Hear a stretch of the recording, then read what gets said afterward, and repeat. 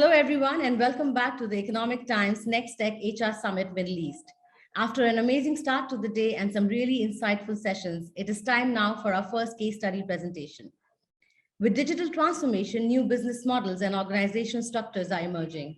To support these changes, HR also needs to transform itself. This session will take you through how Vodafone is transforming the HR function and building a hybrid workplace for the future. And I'm very excited to welcome Bülent Bayram, Country Human Resources Director, Vodafone Turkey.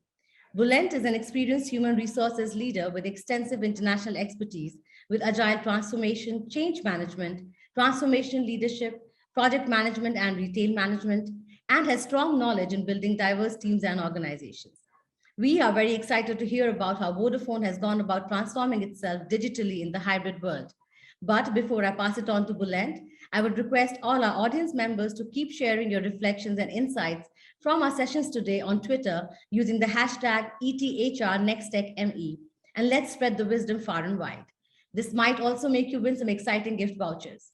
So without any further ado, let's invite Bülent on the screen. Welcome, Bülent, and it's over to you now.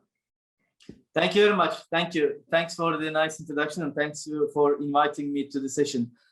Like you said, I think the digital becomes a very, very big part of our day-to-day work, and thanks to our industry, we have passed our exam throughout this pandemic, which we are still in for the last 2 years. So thanks to the infrastructure as an overall industry, not only in our country but across the world, we were able to connect with our colleagues, so we could work from home.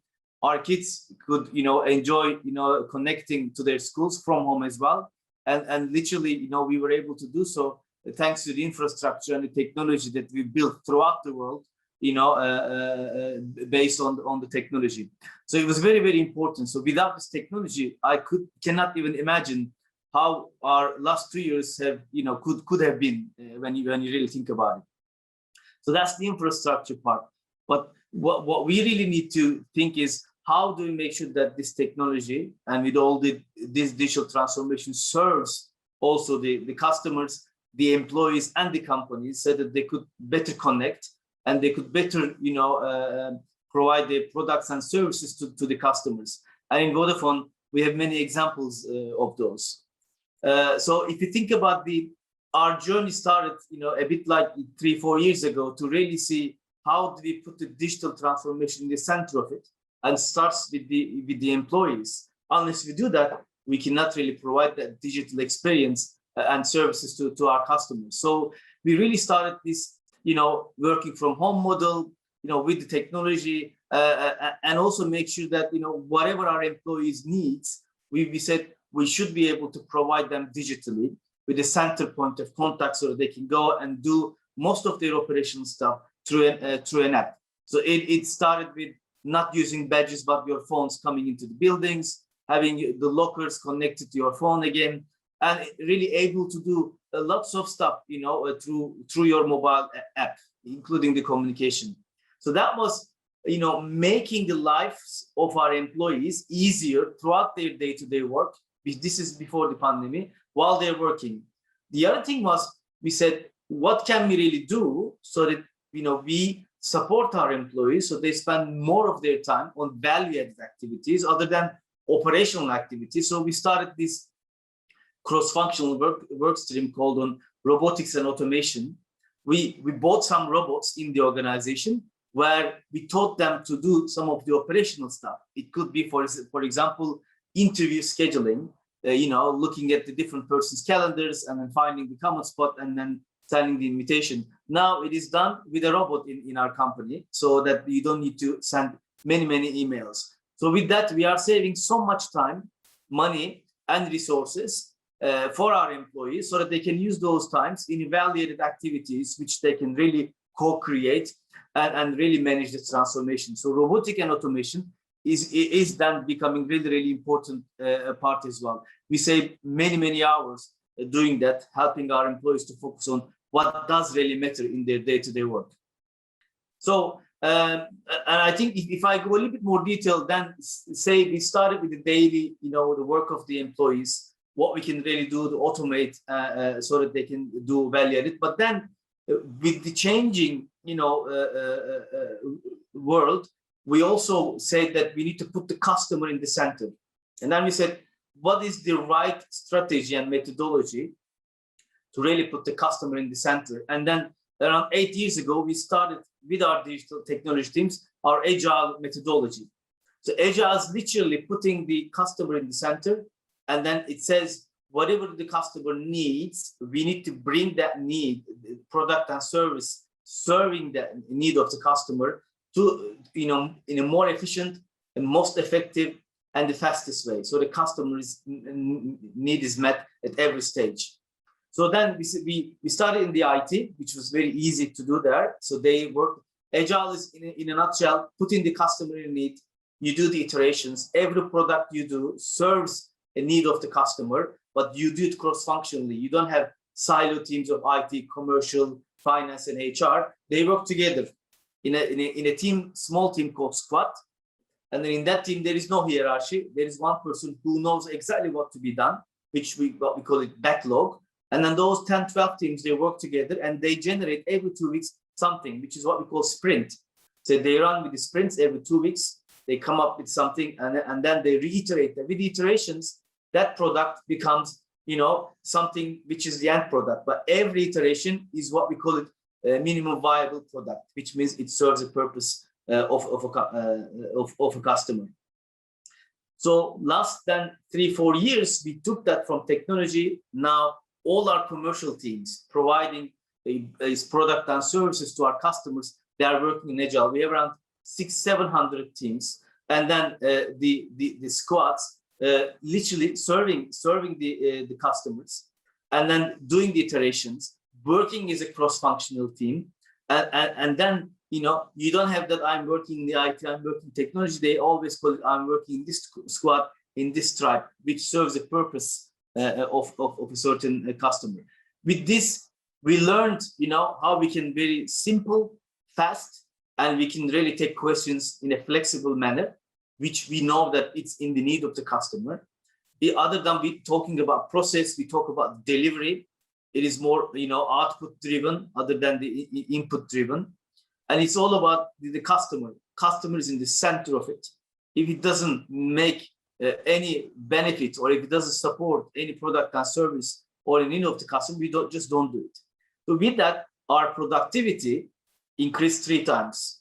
Our efficiency increased 2 times. Our capacity to do things increased 2.5 times.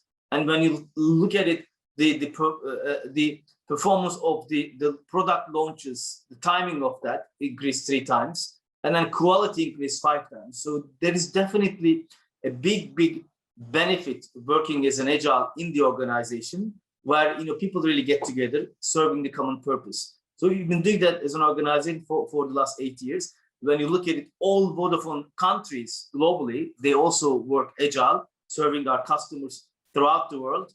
And that is really also helping with the innovation, with the cross-functional methodology, where you don't have many bosses, where you have teams getting together, co-creating, self-managing their own performances.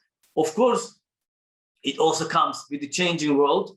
There are some roles today and jobs today which will not exist in the future. And there are some roles which doesn't exist today, which will exist in the future. So with that, we started the journey of upskilling and reskilling academies for the last 2-3 years, where we openly tell our employees that these are the future jobs. We call it CX, customer experience, user experience, big data, software development. We said we want to help you, if you want to really move into these roles, which will be the future roles. No matter what you do today, we are okay. So we created that program. Now we have close to 50 employees who have gone through those programs. They were doing something totally different. And after, between 6 to 8 months program, depending on the expertise level, they now moved into these new roles, which are the future jobs. So in big data, in customer experience, and in other areas as well, which then allows people to retrain themselves, reskill themselves, and to do something which will probably be more valuable in the future, but also for themselves as well. It is not about leaving the employees alone, saying your job will be absolute, therefore we need to look into it. So we want to really help you here are the jobs. What are the ones which really you can think that you can really do, where you have the passion or the interest, and we want to help you really throughout, with the proper training, proper on-job, training, with shadowing, but also at the end of that, when there's a role, we prioritize them and we allow them to really, move into those roles. For us, what really does matter is that if they have the passion, motivation, and interest, to do those roles, we support them, because we believe with that, potential will come up. And that's really, really important. And we started to do that across the borders now, not only in the country, we do it for other Vodafone countries. So we centralize some of the training if there is cybersecurity, UX, and we not only do it for our own country, but also we have the other, colleagues in our other Vodafone offices as well throughout the world. That is really, really important. Of course, we have some, global platforms, what we call skills mobility. If, there is a need for my skill in another Vodafone country, I'm able to go there temporarily, work in that team and come back. Same for us as well. If we really need skill and we don't have that in our country, we ask the help of the other colleagues in other Vodafone countries so they can help temporarily to be on the project team and help. So that, of course, we built throughout the pandemic, but in the pandemic, we realized that as well, of course, all the countries, they faced lockdowns and some of the areas they're still going on. Hopefully by December, we will, we will be done with the COVID, but it will be still part of us. But really, I think COVID, apart from, taking lives, unfortunately, has taught us a very important leadership lesson. And it was really making the bold decisions and trusting the employees. And then it brought a new leadership where everything is based on psychological safety. You don't need to see your employees next to you while they're working. They could be anywhere else. If you have the trust and safety built between you, they are more passionate, they deliver more, they become more productive. And we do understand, that providing that safety and the trust, they become more loyal, they become more engaged, and also the output is more than what it was before. And that, I think, it taught us the lesson of, it is all about managing the balance and the equilibrium of private lives and work, and how we can really make that work. For instance, we said at the beginning it was very difficult. They were working more hours than they used to be in the office. And then we said, we don't have any meetings before 9. We have no meetings during the lunchtime and no meetings after 5. Even though your CEO sends a meeting request, you turn it down because that's your time, lunchtime, for you, for your, for kids and children, because they were all at home looking after them. Someone needs to cook lunch for them. So we really created that kind of environment where they felt that it's, I have the empowerment to be able to manage that. And I know that what is expected from me, and I'm able to deliver that in a manner and in a time that I can really manage throughout. So we decided that we move into hybrid model of working in September 2021. For instance, before that, we moved all our call center offices, colleagues home. So we don't have offices. We closed down the offices. With the resources, we are now supporting them to build their home offices throughout the country. And this is, now they're becoming more efficient, other than being, put in a big 300, 400, employee office with a lot of noise. And now they do that in their own, in the serenity and in the quietness of their home, wherever they have, depending on the flexibility of they have. So hybrid model was a big learning for us. It was then the thinking of how do you make sure that you plan your week, what days you're going to be in the office, what days you're going to be at home or somewhere else. And we said, we leave it to the leaders and the team. We said, you decide when you want to be in the office. You decide when is the best time for you to co-create, innovate, socialize, to do your job better. And then with that analysis, we came to an agreement and overall consolidated. Our employees want to be in the office between 1.5 and 2 days a week, depending on, of course, your job expectation from the customers. So that, I think, is our average, but we totally leave it to them to really decide what is really best for them.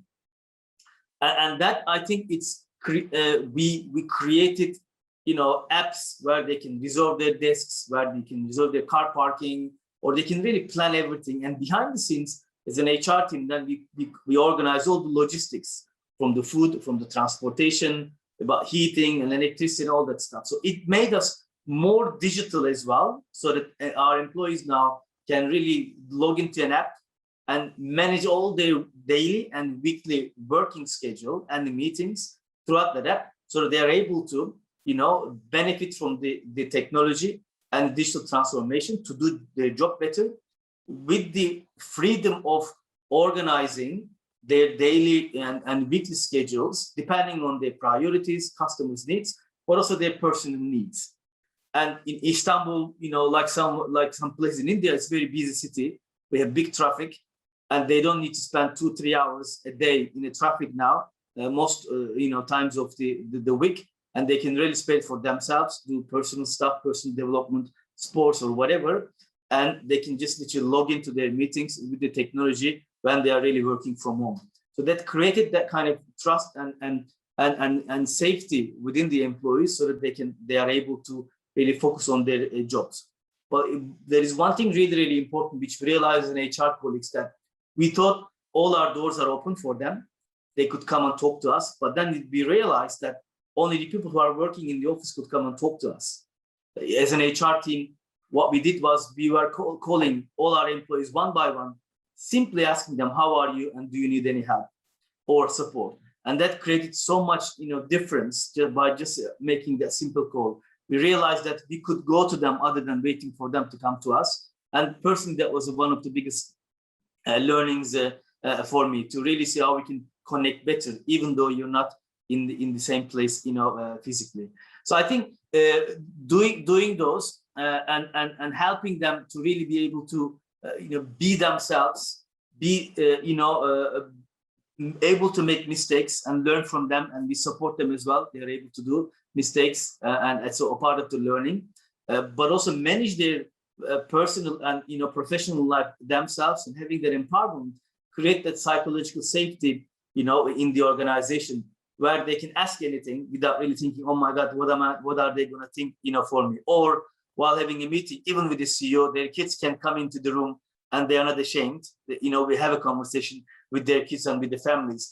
And those are the learnings that from what the COVID and the pandemic taught us, moving into hybrid model. And now the next leadership question is, do we really need a pandemic or virus which is killing us to make that next leadership change? And that, I think, is the ultimate question for all the HR colleagues. So that we need to really think outside the box, or to think about why not. Maybe it's possible.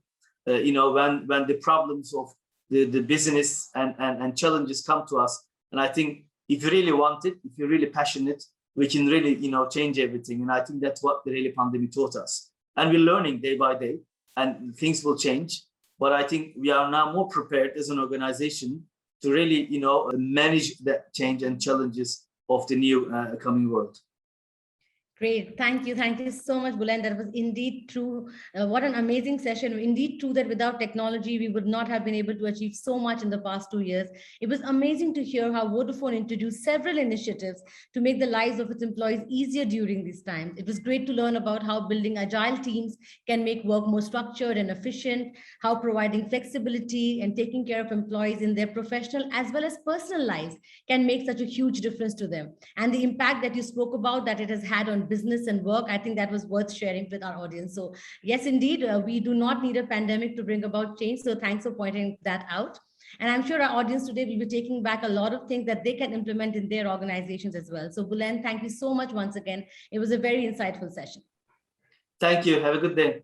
Thank you so much.